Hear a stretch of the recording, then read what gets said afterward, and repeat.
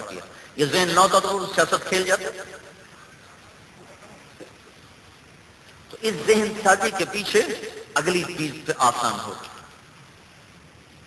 پھر اللہ تعالیٰ نے اپنی بندی مریم جن کو نہ کسی انسان نے دیکھا نہ چھوا، تیرے شر سے تو کون ہے؟ وہ کہنے لگے گھبراؤ نہیں، انما انا رسول ربک، میں انسان نہیں میں فرشتہ ہوں. تو انہوں نے کہا میرے پاس کیا لینے آئے؟ کہ لأہب لک غلاما زکیا، اللہ آپ کو بیٹا دینا چاہتے ہیں. تو انہوں نے کہا انا یکون لی غلام، تیری عقل ٹھکانے ہے، مجھے بیٹا ہو سکتا ہے؟ لم یمسسنی بشر، میری تو شادی کوئی نہیں، ولم اکو بغیہ، اور میں آوارہ عورت کوئی نہیں، اور بیٹے ہونے کا ایک حلال راستہ ہے شادی، وہ میرا ہوا نہیں، حرام راستہ ہے اس کا میں تصور بھی نہیں کر سکتی، تو مجھے بیٹا کیسے ہو سکتا ہے؟ اب ساری زولوجی کا علم اللہ فیل کرنے لگا ہے. ساری دنیا میں جو کچھ زولوجی پہ لکھا جا چکا ہے اور جو جینیٹک سائنس پہ لکھا جا چکا ہے، اب اللہ اس کو فیل کرنے لگا ہے، توڑنے لگا ہے. لاؤ سارے پروفیسر اور اس عقدے کو حل کر کے دکھاؤ. کہ نہیں قال ربک، تیرا رب کہہ رہا ہے یہ بڑا آسان کام ہے، بہت آسان. وہ کیسے ہوگا؟ قال كذلك قال ربك هو علي هين، بہت آسان. ولنجعله آية للناس، یہ میرا بندہ میری نشانی بنے گا، ورحمة منا، میری رحمت بنے گا، وكان امرا مقضيا. مریم یہ فیصلہ ہو چکا ہے. اب وہ آگے بڑھے، وہ پیچھے ہٹی، ٹھہرو ٹھہرو ڈرو نہیں، آگے بڑھے اور یہاں سے پکڑا آستین اور یہاں پھونک ماری. آستین کو پکڑ کے جسم کو نہیں چھوڑ، ادھر پھونک پڑی، ادھر پیٹ میں حمل تیار ہو. تو اب سائنس اور ٹیکنالوجی اور زولوجی ساری کتابیں یہاں فیل ہو گئی، سب کچھ فیل ہو گیا. اللہ ما ورا ہو، اسباب سے ما ورا ہو کر جب اللہ فیصلے کرتا ہے.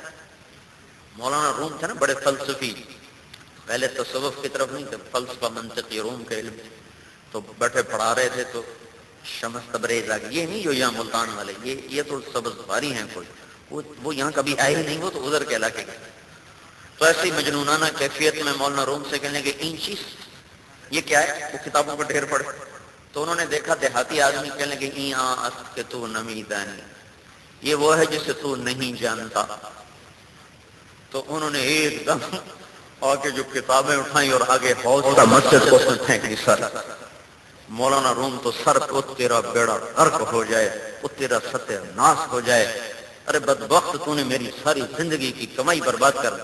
وہ چھاپے تو ہوتے نہیں تھے، ہاتھ سے لکھا ہوا. تو وہ مسکراتے رہے، پھر حوض میں اترے اور ساری کتابیں خشک کی خشک نکال کے باہر رکھ دی. تو مولانا روم کہنے لگے این چیز تو یہ کیا ہے؟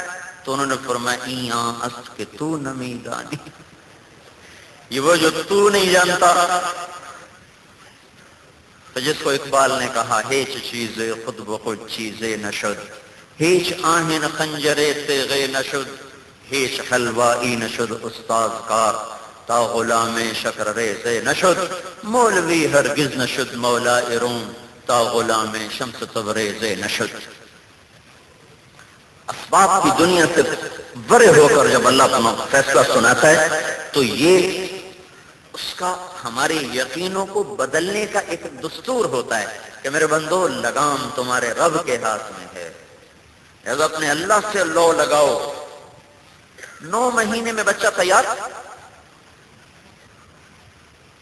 پیدا بھی ہو گیا. اٹھا کے شہر میں آئی تو شور مچا یا مریم لقد جیت شیئا فریا یا اخت ہارون ما كان ابوک امرأ سوء وما كانت امک بغیا.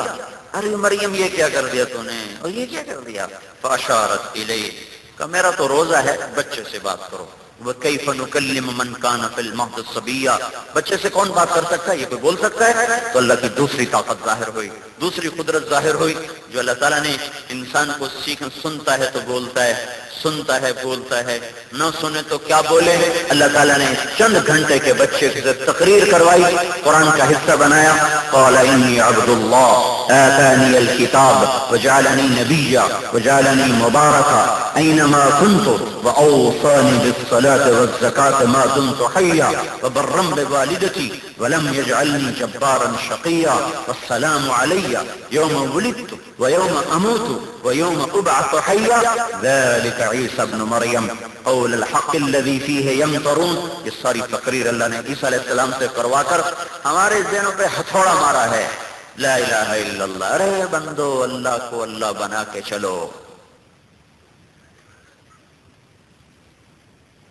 سکھر میں ہماری جماعت، تو میں نے ایک ساتھی سے اس آدمی کو دعوت دو، اس کو دعوت دینے لگا. اللہ ہی سب کچھ کرتا ہے، پیسے سے کچھ نہیں ہوتا، اللہ سب کچھ کرتا ہے. میرے کانوں نے سنا، وہ کہنے لگا پیسے کے بغیر اللہ کیسے کچھ کر سکتا ہے.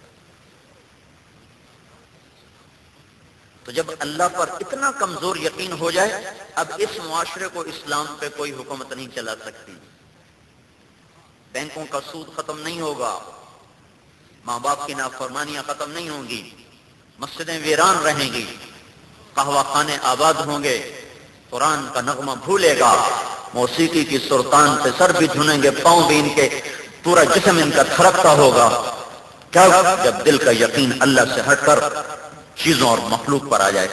تو قرآن کے یہ واقعات ہیں میرے بھائیوں، جو یہ ذہن بناتے ہیں کہ سب کچھ اللہ کا ہے، سب کچھ اللہ کے ہاتھ میں ہے، لہذا اللہ کے پابند بن کے چلو اگر دنیا اور آخرت میں عزتوں کو حاصل کرنا ہے. شیطان یہ ذہن بناتا ہے پیسہ ہے تو سب کچھ، پیسہ نہیں تو کچھ نہیں. تو تبلیغ میں اس ذہن کو بنانے کی بنیادی محنت ہو رہی. لا الہ الا اللہ، لا الہ الا اللہ. لا پہلی چیز ہی لا ہے.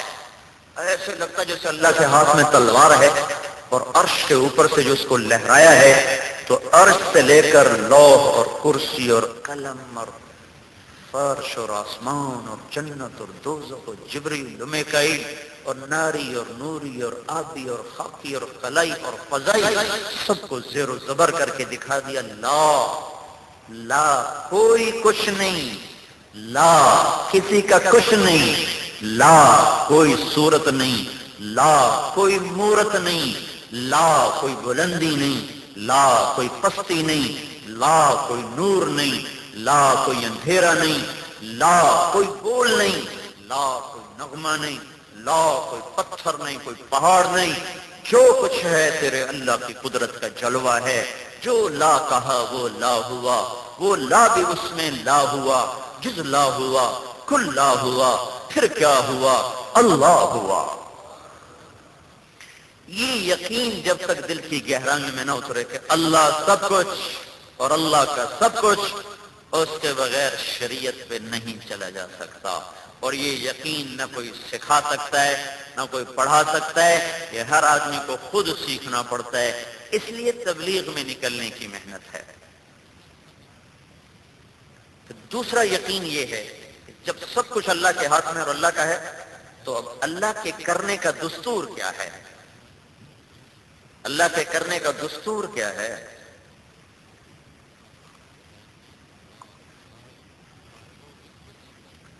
کہ جب اس کی اطاعت ہوتی ہے تو وہ صاف ہو جاتا ہے، نافرمانی تو دور ہو جاتا ہے. اللہ اعمال پہ کرتا ہے، نیک عملوں پہ. پھر اس پر اللہ ذہن بنانے کے لیے اور واقعات سناتا ہے. یہ واقعات نے یقین بنانے کے لحاظ بنیاد بن گئی. اب اللہ کے ساتھ ہونے کا دستور اور راستہ کیا ہے؟ تو اس کے لیے اللہ دوسرے واقعات لاتا ہے کہ اب اس کی جو ان کو اختیار کرے گا اس کے ساتھ اللہ تعالیٰ ہو جائے گا. تو ایک واقعہ اللہ سناتا ہے ایک زمیندار کا. یہ ملک یمن کا تھا، صنعاء کے پاس. آج بھی اس کا رقبہ موجود، چونکہ وہ جل گیا.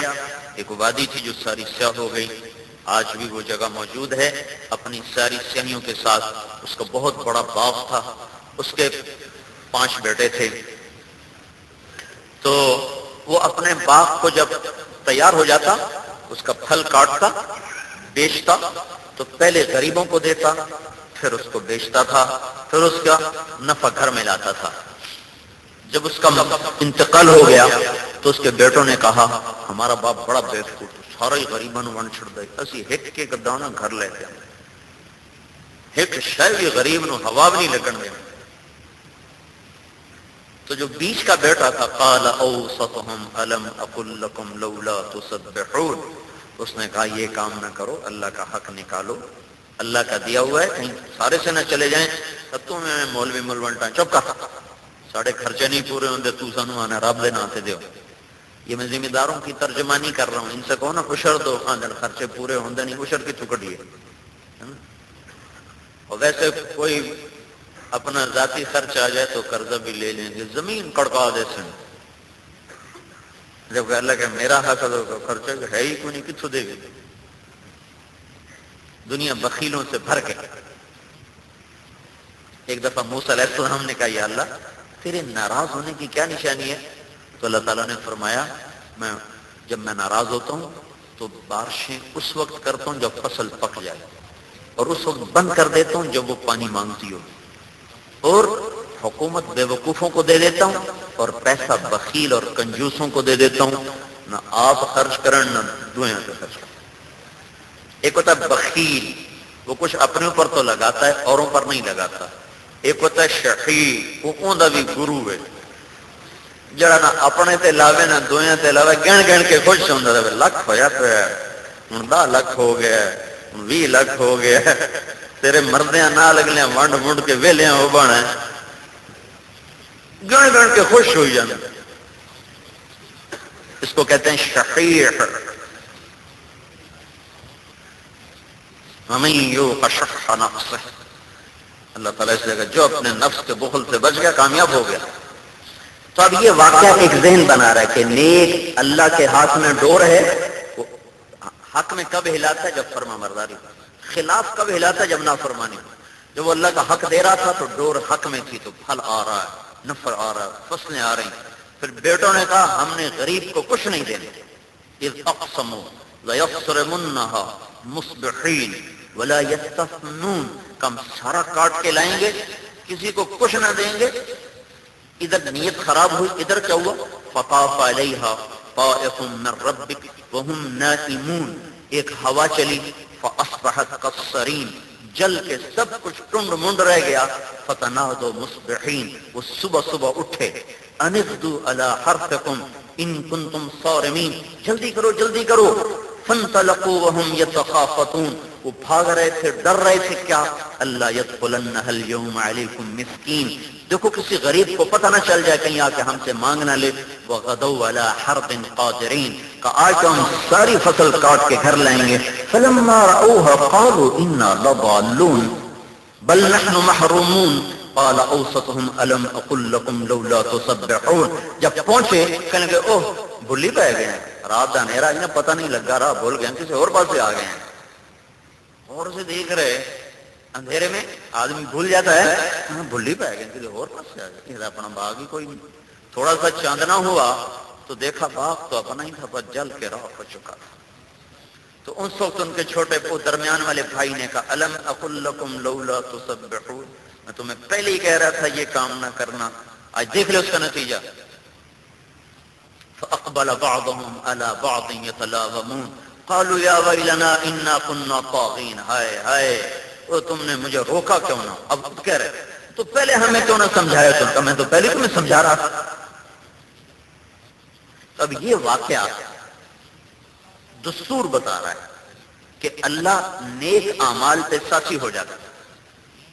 یوسف علیہ السلام اطاعت پہ جمے ہوئے اور ان کے بھائی نافرمانی پہ جمے ہوئے، وہ تدبیر چلا۔ ایک اللہ کا اور بڑا عجیب نظام ہے، نافرمانوں کو ڈھیل دیتا ہے، فرما برداروں کو تھوڑا سا کس دیتا ہے، تو وہ سمجھتے ہیں نافرمان کہ ہماری چل گئی، فرما بردار سمجھتے ہیں اسی بڑھ گئے۔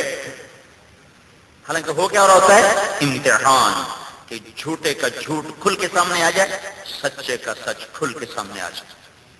تو ان کی تدبیر غلط تھی، انہوں نے مشورہ کیا ہے، غلط کام کے لیے بھی مشورہ کیا، کیا کریں بھائی؟ لَيُوسُفُ وَأَخُوهُ إِلَىٰ أَبِينَا مِنَّا وَنَحْنُ عُصْبَةٌ إِنَّ أَبَانَا لَفِي ضَلَالٍ مُبِينٍ، یہ ہمارا باپ کیا کرتا ہے؟ یوسف بن یامین کو پیار کرتا ہے، ہم سے وہ پیار نہیں کرتا، کی کریے بھائی؟ صلاح دیو۔ قالوا اقتلوا یوسف، ان کا ماری دو، کس